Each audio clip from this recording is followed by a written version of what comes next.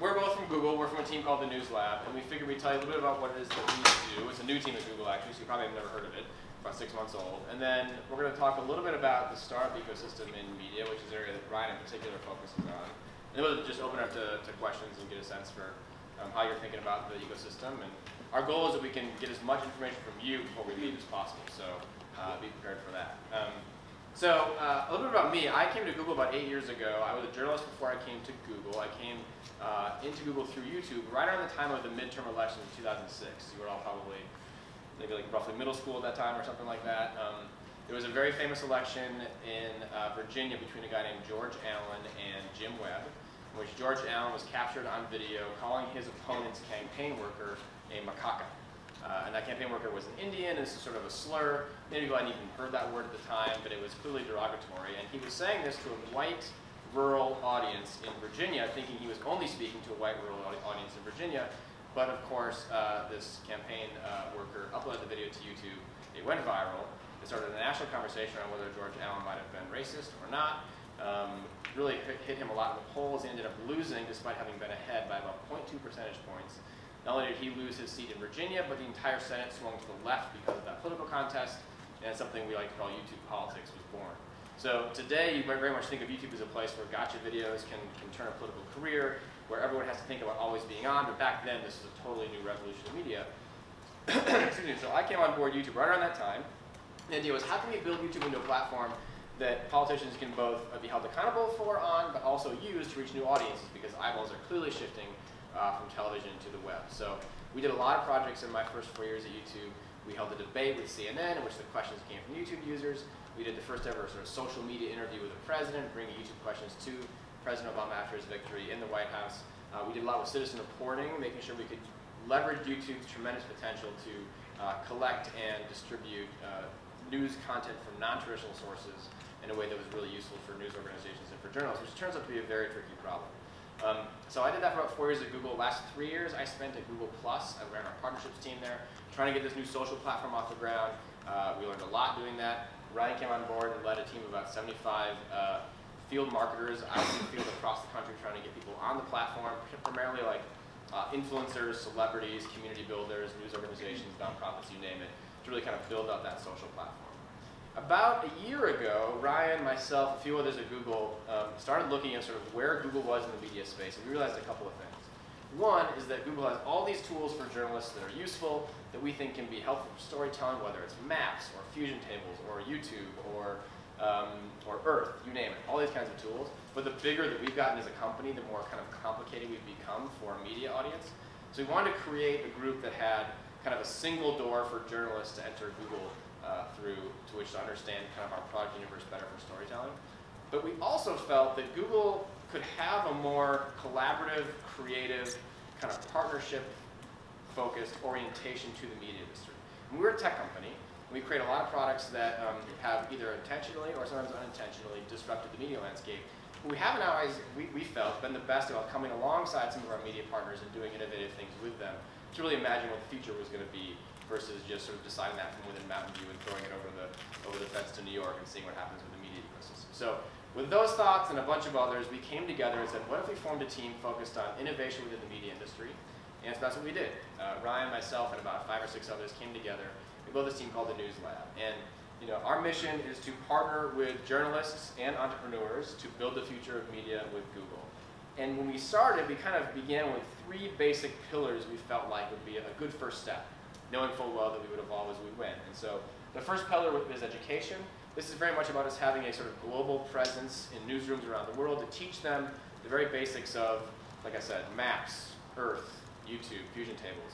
I mean, you'd be surprised by how many newsrooms don't quite know how to optimize those tools to their fullest extent. So we wanted to just set a foundation of like, let's get out there and teach the world how to use our tools. Second was a big focus on trends and insights, which we'll talk about in a second.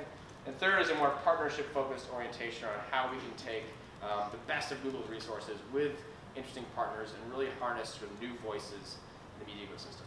So I'm going to tell you a little bit more about each of these, and then Ryan's going to focus on startup stuff, and then we'd love to hear your advice and thoughts on where we're at. So the education stuff, super simple. We go around the world from Vietnam to Hamburg to Tallahassee, in newsrooms, in boardrooms, talking to these organizations about how to use Google tools We get a lot of feedback doing that, so we hear kind of from the ground what tools journalists are using, what they would like to use differently. A lot of the stuff they're using didn't come out of the box for journalists, it came out of the box for consumers, but with a few tweaks, they work really well for things like data visualization, mapping. Some of the APIs are quite interesting. So we're very focused on getting this right, and we have sort of tracks that we use with different newsrooms, focus on themes that they've told us they really want to tackle. So that's sort of the basics of our outreach platform. The second area that we've really honed in on is Google data. How many of you guys have used Google Trends before? Show of hands. Most folks have seen it or have a sense for it. Basically, Google Trends is a google.com/trends. It's a publicly available tool to look at anonymized, aggregated search data from across Google's corpus. So you can see, like, if today, what is trending in sort of the 94025 zip code. You can see what people are searching for, what people are looking for. At a very basic level, we think of Google Search Trends as kind of like, well, if you think of like social media as your super ego, we think of like Google Search Trends as your id. It's like that layer below of not just what you sort of want to publicly say about things, but what you're really thinking because you're searching for it not in a public way. And it's really powerful when you bring that data together and aggregate it to kind of get a sense for what is the collective psychological state of being for people right now. So as a product that already exists, we've really felt like, we need to make this a really first-class data journalism product. So we're completely reimagining the product of Google Trends around greater depth of data, more comprehensive sources of data. We're going to launch real-time, make this data minute by minute available to journalists globally. And really the target audience is the media. I mean, this is interesting stuff no matter where you sit, but from a journalist perspective, it can be really valuable to use to sort of enlighten it and highlight your stories as you go. So we started out, for example, going on television and just talking about like the most asked questions on a given day. That's Daniel Seberg on the right. He's from our team in New York. A former journalist from CBS. He goes on, he talks about the top trends. But that doesn't really scale. It's a nice hit for us. We wanted to go deeper into some really web-based data journalism projects that can really demonstrate where Google can go with this footage. So we, for example, on the Super Bowl launched a map that showed game over game were the most searched teams throughout the country during an NFL season. Pretty basic, actually quite interesting if you play it and watch as that data sort of develops over time to get a sense for what major storylines spiked at different times throughout the season. This is just the tip of the iceberg, what we can do there. Slightly more whimsical but quite interesting was what are the most differentiated Thanksgiving recipes searched for by state. I'm from Minnesota originally, so wild rice casserole delicious won the day in Minnesota. Persimmon bread, so you barely see this, it's kind of a fuzzy look, but persimmon bread won here in California. Are you guys from out of state? Florida. Throw a state up. Oregon? Florida. Florida. Oh, shoot. We'll send a link to Professor Brown's website. But it's kind of funny. It's like frog eye salad was the biggest one in Idaho, for example. So, so the New York Times takes this. We give them the data. It takes a while to kind of filter out the data. They publish this, but not only do they publish this, they publish a whole series of recipes for all 50 of those things. So they get a ton of page views off of it, a lot of scrolling. It's a real interactive feature. And the way we're thinking about this stuff is like, an article is such a sort of flash in the pan. It happens, you read it, it's done. But data can create a utility that makes you come back to a site again and again and again. And so we're very much looking at ways in which we can take Google data and create persistent data utilities on sites. I'll give you an example of a project that we've talked about with the Washington Post. They came up with this idea to create what they call the Google Misery Index. And they indexed for all these words that they felt someone would search for if they were miserable. So like anxiety, Xantax, therapy. I mean, it was their model, they made it up. But I think they had like 10 roughly terms that they were looking for. You guys probably have a whole other list of terms you could add to that bucket. And then they looked at like, okay, if you look at that throughout the year, where in the country are people the most sort of bummed out? Fascinating stuff. But they did it just for a sort of moment in time. We felt like, well, man, what if we built that into a utility? So if any day you go to the Washington Post, you type in your zip code, and you get a sense for like how bummed out people are in your like neighborhood like that day. Kind of a morose example, but you can sort of see the power of it. You can apply it to anything, really. So that kind of model of like creating these article types we can come back to again and again, we think is a really powerful way to think about the data journalism space. We also just want to be on top of like the daily stuff. Basic, simple, but really important. We also have a Twitter handle at Google Trends. We actually have a team of data curators based around the world in all of our time zones, looking at this data every day, finding the most interesting tidbits to put out there. Some really interesting stuff yesterday on the Amtrak crash, like what people were looking for. who is Amtrak, who owns it, did the government fund it, why did this happen, how fast is it going? You get a sense for like how people are processing the news in real time as they ask these questions, as a news story unfolds. And then of course we're also looking at major events. How can we do things like March Madness brackets to sort of predict who's going to be sort of the Google winner of the tournament? Our team internally threw some cash in a bucket and figured out how many of us could actually beat Google search in a pool. Google search beat all of us, but I think one person, which is sort of crazy. And interestingly, in the UK election last week, we looked at by district in the UK what candidates and what parties were most searched for on Google. And the Conservatives were by far searched for the most. So in our sort of somewhat tongue-in-cheek model, we predicted the Conservatives would win. And I mean, if any of you followed that election, they did. It was a hugely surprising result. All the pollsters got it wrong. I'm not here to say that we figured out how to predict polling with search, but those types of things give you a sense of, okay, like if everyone's interested in those particular candidates or that particular party at a very specific moment in time, what does that say about what we're thinking and what we're doing? So there's both sort of the fun frog eye salad side of things and the more serious kind of UK election side of things that we think we can really make a play in. The last sort of pillar of the team, so again, training, trends, and the last pillar is the sort of partnership side of what we do. And here we're really trying to leverage and elevate new voices in the media landscape. So one of the projects that we did about 6 months ago was a YouTube interview with President Obama. We found 3 YouTube stars. And the idea was, how can we get more young people to actually pay attention to this dry, one might say sort of boring policy speech that happens every January. We thought, well, why don't we get Bethany Mota, Glozell Green, and Hank Green to sit down for 15 minutes each with the president and ask their audience to come watch. How many of you guys know Bethany Mota, Hank Green, or Glozell Green? Are these, some of you guys know the names? Okay. I never know if that's like sort of what generation they necessarily hit. Bethany sort of hits the tween generation. I don't know about many of these guys until we did the project, but you would not believe the number of people that this woman, Bethany, can bring to a party when she simply posts something on Instagram. It's like 400,000 likes within like half an hour, totally new audience watching this interview, and a unique type of conversation. These are not professional journalists, we know that. They don't aspire to be professional journalists, nor do we want to position them in that way. But they're bringing real concerns from real people, and the amount of people that sort of get influenced by that conversation around a major news moment really changes. So we do experiments like that. We worked with Dickens and others on a project around drones with JSK here and Tech Raking, I'm sorry, the Center for Investigative Reporting up north. We think this is the first ever drone journalism conference we held about 2 weeks ago. The idea here really was, what are the issues around using drones to capture footage in unique ways? Sounds like you guys have talked about that in this classroom. Ryan's led that partnership in some exciting ways. So we're excited about doing some of that work as well. Kind of pulling back from the days that I was at YouTube, we're very interested in how can we use the footage of human rights abuses on YouTube much more effectively to start conversations around areas where people are being oppressed. So we work with a couple of different social curation agencies to find human rights abuses on YouTube, verify that they're legit, and highlight them on this channel to help journalists sort of understand where the hotspots are around the world. Same thing applies to how we sort of do community curation with this project called the Open Newsroom, where we're looking for ways in which a collection of people online can either debunk or affirm a story before it gets too viral and expands beyond, beyond an area of reasonableness. So these are some of the things that you sort of get a sense for how we're trying to tackle specific challenges within journalism, elevate new voices, we feel like, that can contribute a lot to the conversation, and ultimately help startups too. And so we're also in Europe, which is just sort of an FYI, so you get a sense for how we're thinking about doing this globally.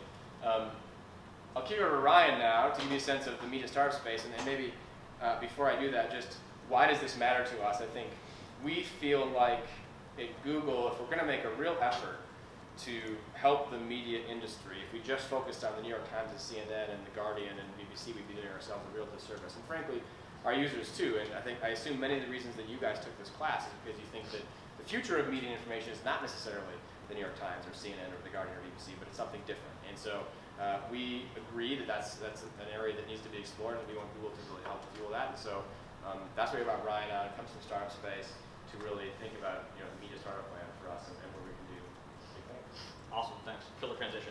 So obviously, as Steve outlined, our ambitions are pretty broad, right, in terms of the number of things that we're going after. But what we really want to drill in today is the entrepreneurship space, because arguably, if you guys are taking this class, either now or in the future at some point, you're thinking about being entrepreneurs, starting up your own thing. Is that accurate? Sweet. So I think one thing to point out is that as Steve is outlining some of the work that we do with education and outreach, our trends work, these are very Google product-centric approaches, right? And I think when we think about how do we support new media entrepreneurs, I'll come back to this.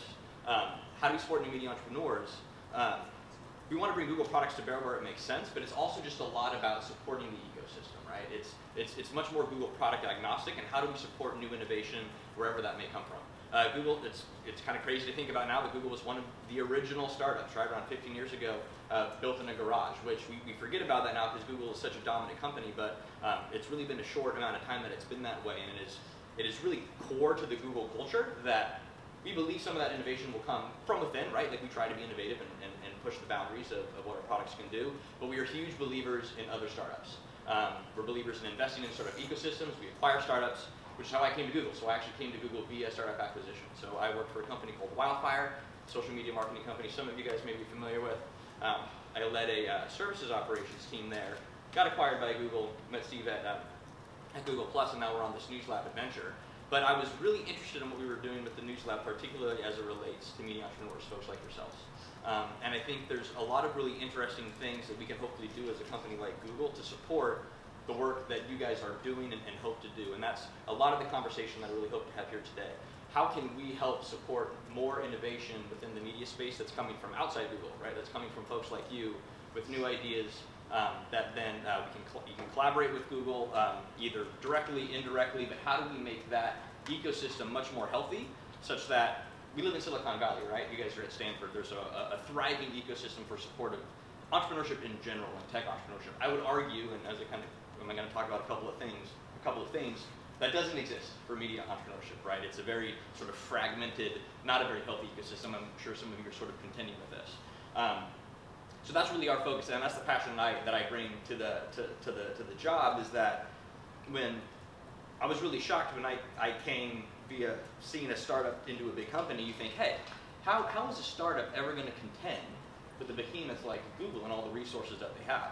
Well, startups have the freedom of, they don't have the weight of all of the planning and infrastructure and frankly the weight of the resources of a large company, and that's why we really believe in planting seeds and helping other entrepreneurs learn and grow, because that's where a lot of the innovation will come from. So I'm really excited about this. Again, some of the innovation will come from Google product, some of the innovation will come from traditional media companies, but a lot of the innovation is going to come from you. And on that note, I just threw together 4 sort of themes that I've been thinking about. You know, we started the team 8 months ago or so it's been a lot of listening, what's going on in the marketplace, and a lot of my colleagues have been more focused on traditional media companies. I've really had the pleasure and opportunity to work with a lot of media entrepreneurs. So folks at JSK, Matter BC, you guys might be familiar with Hacks and Hackers. So I've been plugging into a lot of these different networks to try to get a sense of what's really going on. So I just want to share, this is certainly not the gospel, this is just some random thoughts from Ryan, but maybe just to sort of seed a conversation. And then I really want to hear from you guys in terms of what are you thinking about, what's on your mind, what are the challenges you're facing as you're trying to get new media companies off the ground. Sound good? I'm here to help you. It's kind of like a help me help you thing, right? All right. So a couple of just general thoughts. The challenge of tech versus content, right? This goes a little bit to what I was talking about, how there's a real robust ecosystem for tech startups, but what about media startups? What is a media startup? How do we define a media startup? I think you could bifurcate it into tech and content, and there's a whole spectrum along that, or there's a whole range along that spectrum where startups might land, right? You could have a pure content play, which is all about really just a new media publication. You could have a pure tech play that is something like ad technology or a new publishing platform, or I would claim Twitter was maybe a pure tech play, right? They're not creating content, they're just a platform for it. But that creates a lot of challenges, right? Because a lot of the magic now is at the intersection of those two places. So I think about a company like Medium, right? Medium publishes their own content, but they're also a platform for other content publishers. So they have a tech platform play, they also have a media content play, and that plays really nice together. They're kind of different schools of thought though, right? Content folks think about storytelling, tech folks think about product, so you really need to have a balance of both of those things, and that's really hard. It's really hard to get people in the same room working on those things together. Key takeaway for me, something that I've seen over the course of the past many months, with your venture, it's important to know where you sit on that spectrum and why, right? It's important to be honest with yourself about what you're trying to do and why you're doing that, what your strategy is around that. If you say, hey, we're not interested in product, we're a content company, that's great. If you think you can make better content than anyone else, wonderful. But know that, and then know what you need to, how you need to leverage other platforms to get your content out there.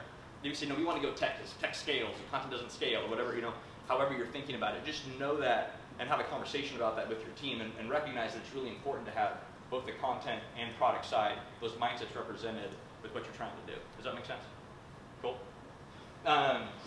New distribution models. I said again here because every time media gets comfortable with the distribution model, it changes again, right? So we had radio, and we had TV, and newspapers kind of been throughout, and then it was like the internet, oh my god, and then it was social, and now it's mobile. So it just every time media companies kind of get caught up and comfortable with the distribution model, it changes again. So a big announcement from Facebook yesterday about instant articles, right? I'm assuming you guys are all up to date on this, right? So this is huge for mobile distribution, right? When you think about a news company, a publisher that's trying to get content out on mobile, this is a platform for them to get it out there that's optimized for mobile, and they don't have to build it in-house. So there's very interesting type things happening in distribution. This changed to streaming. Live streaming.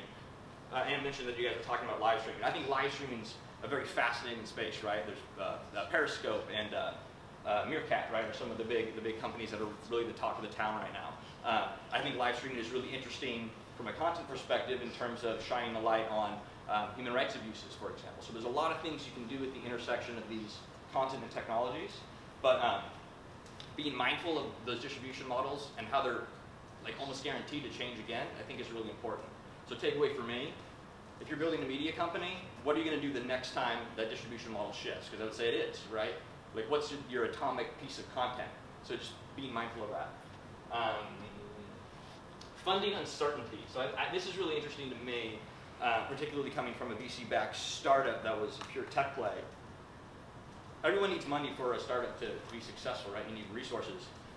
There's been some more interest in terms of funding from VC types in media companies as of late. BuzzFeed and some others are sort of the notable ones. I will say that a lot of VCs that you interact with would say, hey, content company, I'm not interested in funding that, right? That doesn't scale. It requires humans to churn out content. I want a technology that we can code it once and then blast it out to millions of people and we'll make a lot of money that way, right? So the VC funding model is challenging for content. Content doesn't necessarily scale in the same way that technology does. But there's some of that happening, right? There's some VCs that are saying, wait, but these media companies are going to be big businesses. One of I have been an investor in HBO in early days, right? This is a content company that has obviously been very successful. So there's been some VC financing starting to come in to this world. But is it a good or bad thing, right? What are some of the perils there? I think you guys were talking about Circa earlier, which is out now on the hunt for funding. You guys probably read about GigaOM, which got shut down recently, right? And what are the challenges of accepting funding from a funding source? And this is something I think is really important for you guys to think about, because you arguably will be out raising money at some point. Who you get your money from matters, right? If they have expectations about growth and how you're going to deliver on that growth, and you say, hey, I'm more on the content side of that spectrum we talked about, and my growth is going to more look like this, not like this, you should be careful about that funding model or that funding mechanism that you receive money from, because it could bite you down the road, right? So my takeaway here is there a third way? Is there another funding model that as an ecosystem we can think about for more content-focused companies, right? That's not predicated on hockey stick growth for it to pay off for the investor, but that is a more stable sort of on-ramp for companies that want to build just a sustainable content pipeline, or on that spectrum of content and technology, more on the content side. If you're all tech, a lot of money on Santo Ribbon, right? But what about that range in between? Does that make sense? And then this last thing, I feel like it's a really nascent ecosystem. You know, in Silicon Valley, the technology startup ecosystem is quite robust. And you guys are at the epicenter of that here at Stanford, right? It's like this perfect nexus of VC money and academics like Stanford, lots of talent. So it's if you want to go out and start something new, you're in the right place for it. If you're a media entrepreneur, that's not exactly true, right? I find a lot of the media entrepreneurs that I'm interacting with are having a hard time. Where do I go for funding? Where do I go for advice and counsel? Where are my people, right? What's the support structure here? And so what we're really thinking a lot about is that there's massive opportunity in this space. I just wanted to write drones because I want to write drones. But drones is an exciting new technology, right? I know Dickens has worked a lot on this. There's very likely a ton of interesting things we can do with drones from a data collection and a storytelling perspective, but how is that really going to pop, right? What's going to be the supporting ecosystem around that that's going to enable those entrepreneurs and those companies to thrive? I think we need to think really critically as partners and as an ecosystem about how we support that, so how more folks like you can be very successful media entrepreneurs, and that's good for everyone. I'll stop there. That's sort of my general thoughts on entrepreneurship, and I think you seeded a couple of questions. Yeah, I mean, so we'd love to just hear any questions you might have about the News Lab or Google or how we're thinking about the media space. Maybe just go to questions. These are some thoughts, but let's start with you guys. Yeah. Yeah, I was just interested, like, because I've had experiences in the past with Google for Media and like media tools, and I was wondering how you all will. That's part of our team. Okay. Yeah, so we took Google for Media, we said let's make it into more like a lab-like function. We brought trends into it as well, so we brought a bunch of different groups within this new umbrella of the News Lab. And I don't know if you work with people like Daniel Seberg or LaToya Drake or Nick Whitaker, like Google for Media now lives within the News Lab. How did you work with them? Did you go to like an event? Or? Yeah, like they held an event last year in DC. Oh, that's awesome. Cool. Nice. My question is super basic. I just want to know more about why Google is, like these terms of helping journal. I've used some of those tools like vision tables or. Yeah. Is it like what you're talking about? Is that more like Google Foundation type? You know, is that like the view on trying to help like media entrepreneurs? Or what's the rationale? What's the Google angle? Yeah, Right, yeah. I think it's a great question. I'm glad that you asked this question because I think it's really, really important. I think that it's fundamentally important to society and to Google and to all of us that there's good information in the world, right? So the founding mission statement of Google, and it's still the mission statement of Google, is to organize the world's information and make it universally accessible and useful. It sounds kind of like stilted, but it's a really good mission statement, right? If there's not good information in the world to organize, Google suffers, we all suffer. So I think there is a component of Google that that genuinely does want to do good in the world in an altruistic sense. But I think it's very much a combination of doing what's right, but also just good business, right? Like if there's good content out there for people to consume, then there are many, many reasons for people to use Google products to search and organize that information, right? So I think for us, we're not a Google.org or a philanthropic function, right? We are very much about supporting this ecosystem because if this ecosystem is healthy, so too will our organization be healthy, right? So I think it is a combination of, I mean, we're kind of an altruistic bunch too. I mean, I think we you know, on a personal level, like I think we very much care about the industry. And I think Google does as well, but I think there's a very real need for good information in the world, and that benefits Google directly as well. So I think I'm very much a believer that good business or doing what's right for the health of the overall ecosystem is good for the individual company in the long term as well, right? So that's very much the mindset that we're taking. And with entrepreneurs specifically, we have a team called Google for Entrepreneurs at Google as well that just focuses more broadly on entrepreneurship. We're focused kind of on the specific media entrepreneurship slice. And I was watching David Drummond, who heads up that whole organization. He's the general counsel at Google, and he was talking about how, hey, it's important for there to be other startups out there competing with Google. It pushes us forward. And it was really cool to hear him say that, someone that's been there from really, really early days, that competition makes us all sharper, right? If there's not other people out doing really interesting, innovative things, then we all just kind of stagnate, and that's not a world that's healthy for any of us to live in. Does that make sense? You seem skeptical. I am skeptical. How come? Well, I'm just wondering, like, how does it benefit Google? Is it like trying to get more visitors to Google, like, or When you say visitors? just people using Google? It seems like that's what it's the main goal when you were saying that you're trying to nurture these other things happening in media so that it benefits Google in that way. But I just besides visitors, people using Google. Right. Well, I think that it's less about like visitors and users and more about quality content on the internet in general. So if people will access that from a number of different angles, but I think that it's sort of a healthy ecosystem of content is which is what we are, we're an ecosystem play. But I think the other thing is that for a long time at Google, we've said, well, you know, who's your audience at Google? Well, it's the whole world. Like, we want the whole world to use Google products, and that's very true. But the more mature the companies become, the more we realize that like different target audiences have different needs. And if we want to be an innovator in the marketplace and really develop the right bridges between Google and other industries, we need to have an audience-focused effort around them. So we have Google for Entrepreneurs. We have Google for Education. We have Google for Work, which is like our enterprise work. We've never had a group that's like, what about the media? And so we feel like if we're not building a bridge between Google and the media that is healthy, we're not learning from the media, frankly. We're not giving the media, frankly.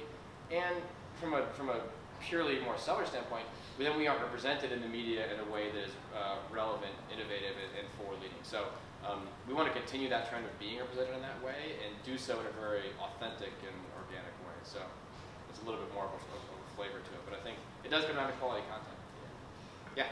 So from a journalistic, like from a media company's perspective, like what has happened that we all know is that distribution has been taken off, right? And like the two companies that contributed that, one is Google, and the second is Facebook, where they don't see themselves having control of their content.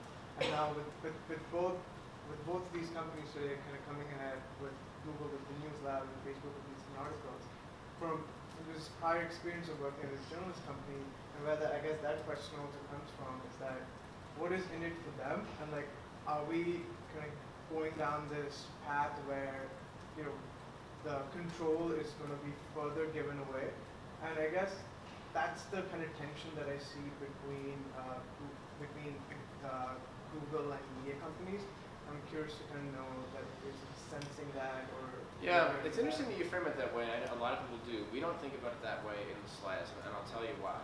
And I can speak a little bit to Facebook as sort of as someone who's an industry observer, not at Facebook, but I can give my Google perspective first. We have always felt like we are a go-away site.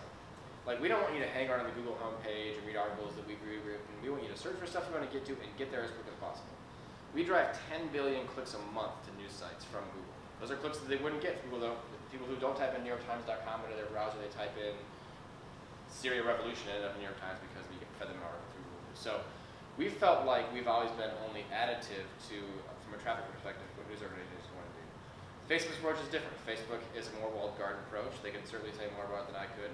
But also from their perspective, they're an ecosystem that wants to have rich content for their users and drive users to go deeper into that content, which is what Instant Articles does. It's even what links in the newsfeed do. Ultimately, news organizations have to figure out how to keep users on their site. They need to know what to do with all this traffic that we're sending. If we're sending news organizations billions of clicks from Google, and Facebook can quote you their numbers, I'm sure on the order of billions of clicks from Facebook as well, how are news organizations making sure that they retain an audience on their site?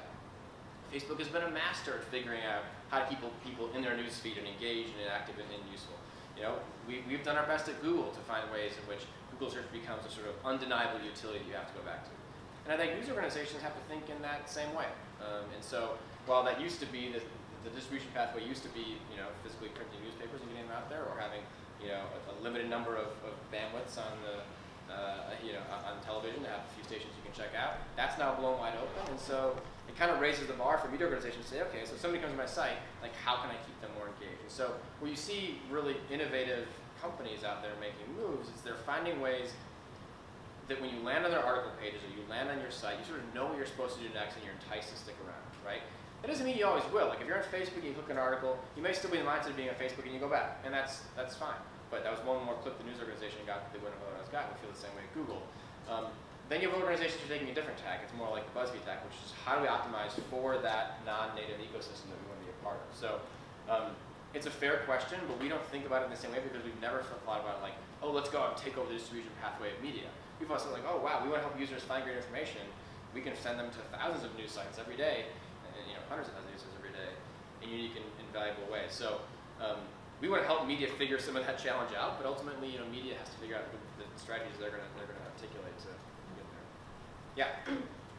When you guys are talking about the demographic or the people that are using Google, I was wondering from a journalistic perspective if maybe this is a direction that the News Lab is hoping to move in terms of data and making data like more easily searchable. So just like we type in what we want to see an image in Google Images or in videos or in Google News, if there's potentially going to be a Google data where if I'm doing a story on the drought as a journalist and I want to know MCL like water violations and I want a spreadsheet of that, is that a direction that you see the News Lab moving in terms of how you hope to work with data and making that just more readily available and searchable? Absolutely.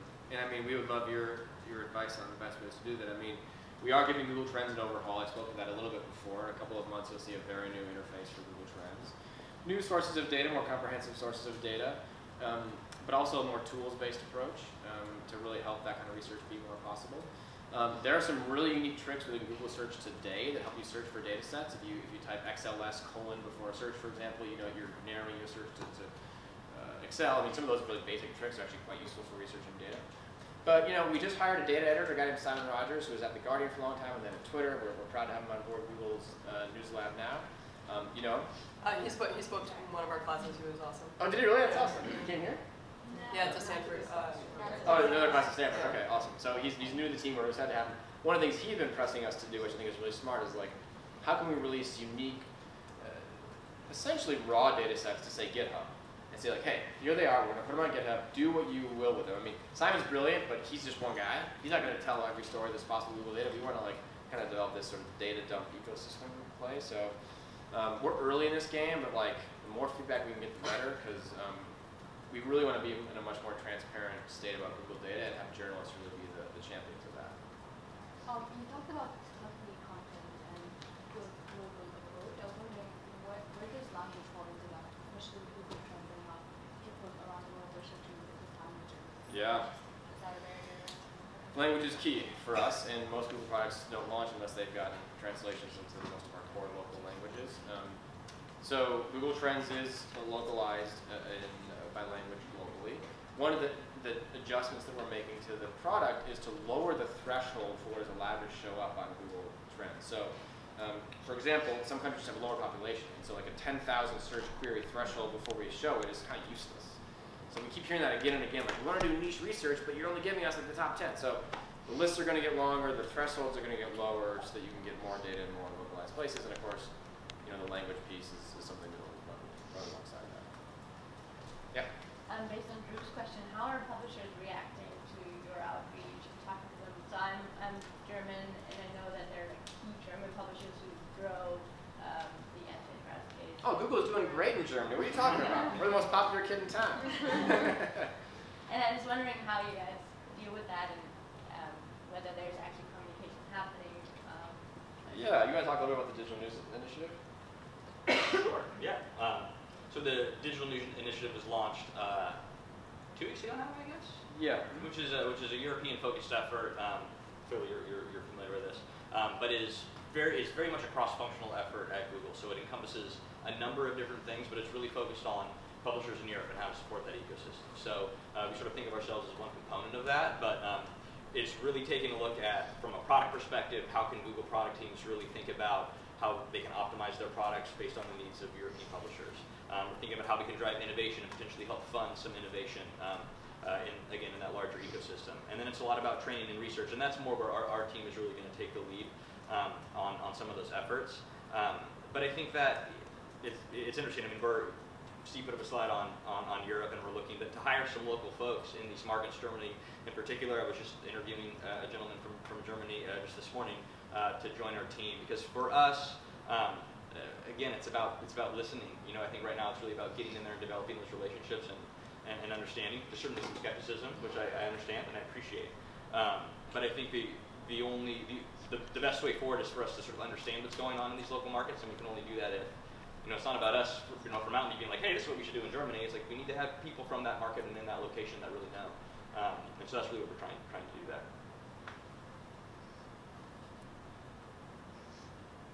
Questions, thoughts? Yeah. What's the future of citizens journalism? That's a fun one. Let's see. That should take about 30 seconds to answer. It's a great question. It's something I care a lot about. Look, I mean, I think that I've actually never even used the word citizen journalism in the sense that I think that anyone can be a reporter, but not everybody can be a journalist. So it's a semantic thing, but I think it's worth highlighting. We feel like it's more like citizen reporting than citizen journalism. I'm really bullish on it, and I think the key word that comes instantly to mind is just curation.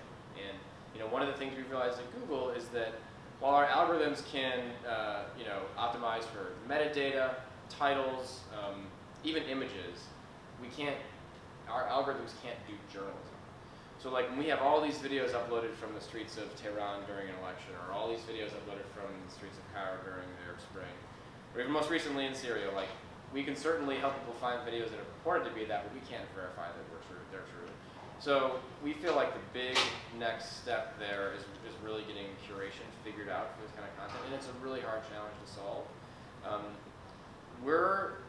There's some interesting startups out there focused on this. You guys, I'm sure, have heard of Storyful. There's organizations like Emergent, Grasswire, Bellingcat, There are a lot of experts out there in this space.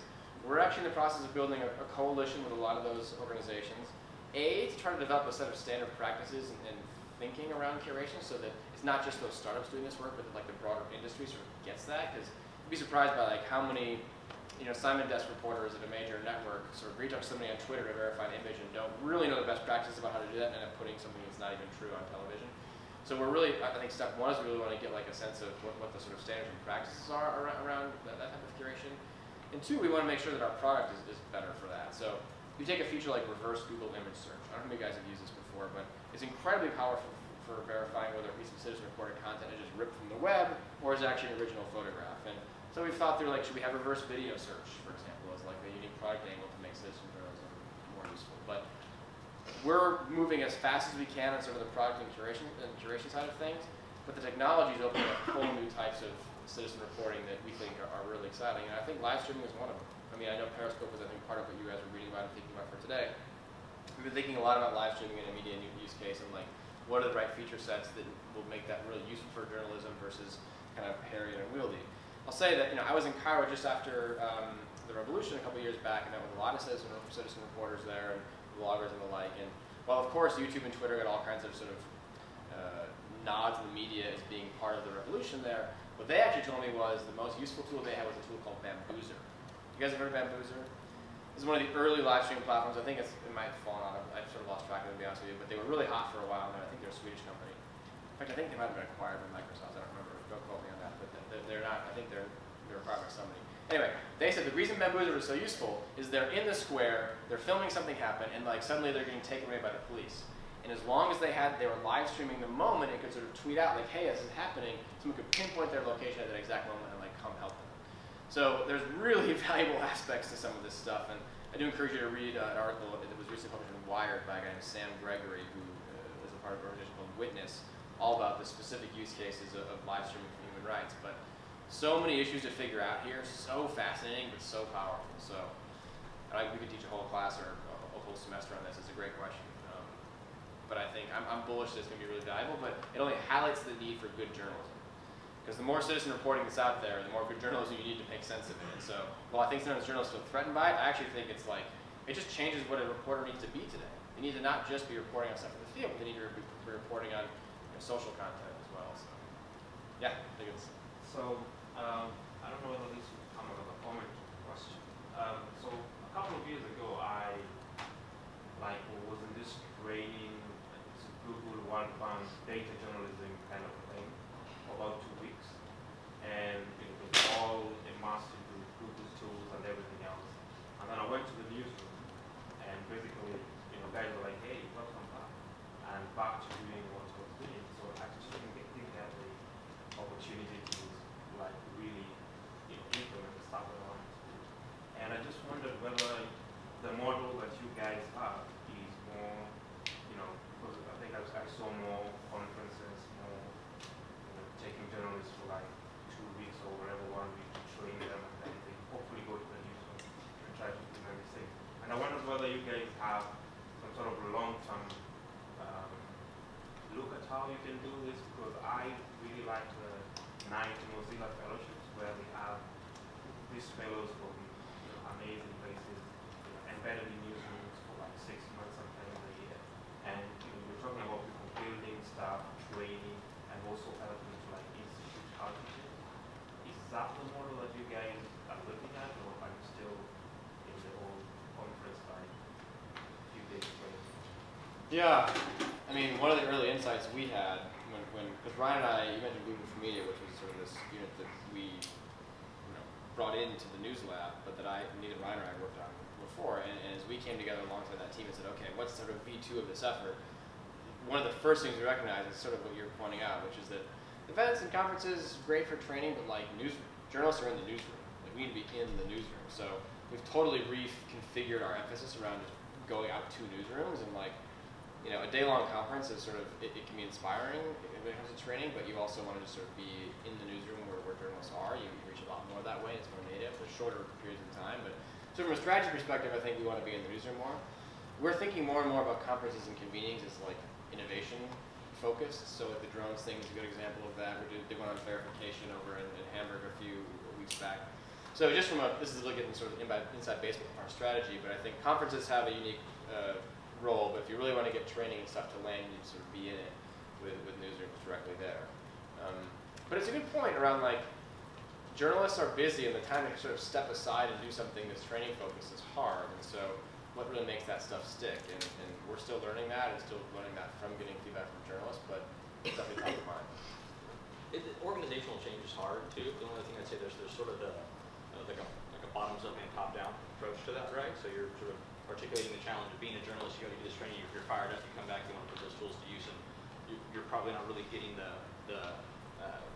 leash to run with that, right, from what your day-to-day job is. So I think there's two ways to tackle that, right? It's come in, and I think generations now, you look at bringing your own personal phone in the workplace, and like, you got to use Gmail. That's not a plug for Gmail, but rather than so I just realized I sound like I'm not ready to pitch Gmail. But like we as consumers now want to bring our tools into the workplace, right? And so that's really causing a change. So I think at a grassroots level, we're thinking about how do we train journalists, because as they're requesting those tools more and more, that's really powerful. But from a top-down perspective too, I think it's really about showing what's possible from a content creation, monetization, distribution point of view, so that hopefully at the leadership level too, people are like, oh, like, yeah, like this makes sense. Like we should implement these types of changes. So I think you really got to look at both sides of that organizational change question. The embedded sort of journalism is really interesting as sort of a long-term play. I like that. It's a good point, for sure. We got to wrap, but maybe any last question before we do? Well, let me say this. First of all, thanks for having us. This has been really great to have a conversation with you all. We love what we're doing. We love our jobs, but I'm sort of envious of being in your seats. The sort of freedom to really imagine what the future of media looks like, in an academic setting, and really apply that to the marketplace is such a cool opportunity. So, really glad that you guys are taking this class. It's an awesome thing for Stanford to do. Professor Grimes is very smart to do it, and we'd love to keep working with you if you can.